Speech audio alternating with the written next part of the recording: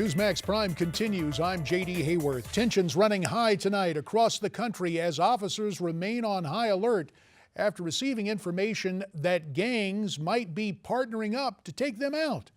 But several gang members are coming out saying they're just trying to protect their community. All that about the police getting hurt by certain gangs, that's false. We're not here for that. We're here to protect our community, and that's it. Wait a minute, isn't keeping the community safe the job of the police? With that question at hand, let's bring in our panel. Former NYPD Detective Tom Ruskin at Newsmax, New York, political analyst Larry Elder from Newsmax, LA, and from Newsmax, Washington, my old colleague, former Congressman Michael Patrick Flanagan. Tom Ruskin, you heard those two gang members. Is there any way that the gang looks out for the community? Not that I've ever heard of. The only thing I've heard a gang doing is destroying a community, destroying a neighborhood, basically bringing drugs, violence, and the gang actually into the neighborhood.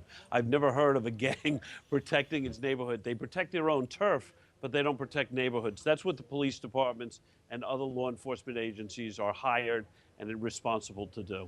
Larry Elder, it is a sad fact of life that gangs are rampant in major metropolitan areas and elsewhere. There you are out in LA. Do you believe, quite possibly given the vicious gang activity there, that there actually could be an alliance against the LAPD? Well, every now and then there's a gang truce where the LAPD and some gangs get together and supposedly put together some sort of package so that there's peace. Generally speaking, it doesn't last. I agree with Tom. Here's the problem.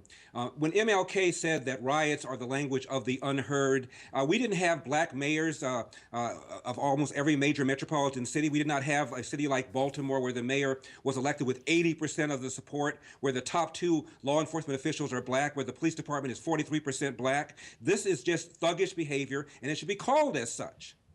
And thuggish behavior in Baltimore as we see those disturbing scenes from last night. Michael Patrick Flanagan, you were elected to Congress from Chicago. We're always interested in the Chicago way. There have been a vast number of murders over the past several years in Chicago, and yet it appears riots have not shown up in the city of big shoulders yet. Why do you think that is? Well, I think yet is the word. Summer's coming and it gets quite hot in Chicago, and hopefully I pray that this passes by Chicago for the summer. But police have taken a hit in their funding and in where they're allocated around the city. Some of the Lincoln Park neighborhoods I happen to know about have hired their own security for buildings because the police can't be counted on. North Avenue Beach has been closed several times for the first time in living memory because of gang activities on the beach. Chicago is becoming prime for this. I hope it doesn't happen, but it's possible. Tom Ruskin, back to the situation in New York that you know so well, having worn a badge as a detective for the NYPD. In your opinion, Tom, is it more dangerous now than ever before to be a law enforcement officer? Oh, no question about it. I mean, officers are hesitating based on the fact that they don't want to be second-guessed on Monday morning. They don't want a Monday morning quarterback by a jury or a bunch of their peers.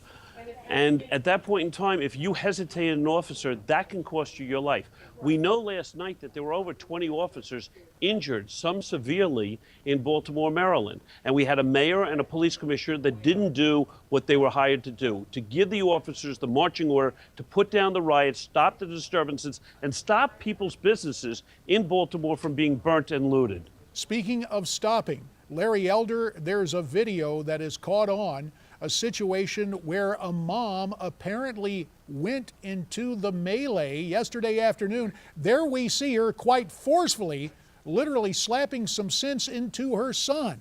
Now, with that situation, that is assertive parenting to say the least. Do we need more of that, at least of a fashion, Larry? Absolutely we do.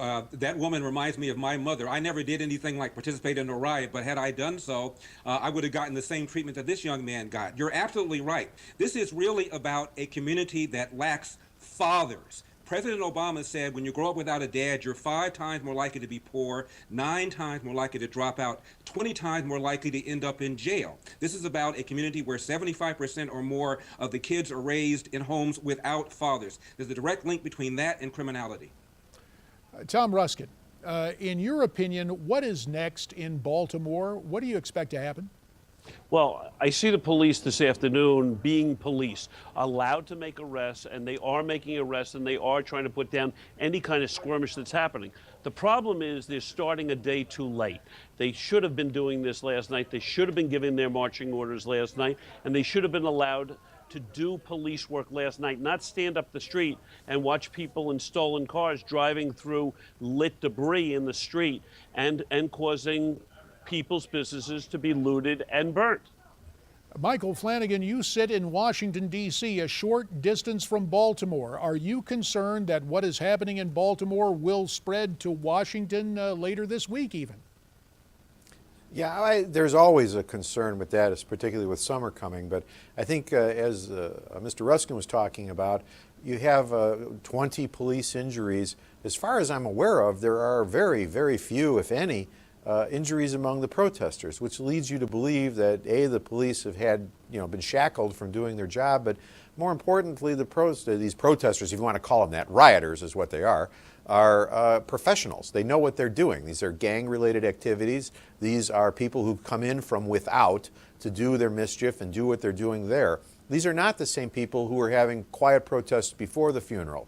And that's something I saw the police chief of Milwaukee talking about this morning. He said, there's no inconsistency in dealing with these groups. They're different people. You need to wade into these groups and deal with them in a way that's appropriate and not worry about the fact that you're hurting civil disobedient people. They are gone from the scene now. These are criminals who have to be handled in an abrupt way. Duly noted. Michael Patrick capable of this and Flanagan, equal to it. Tom Ruskin, and our good friend Larry Elder. Our thanks to you. We're coming back.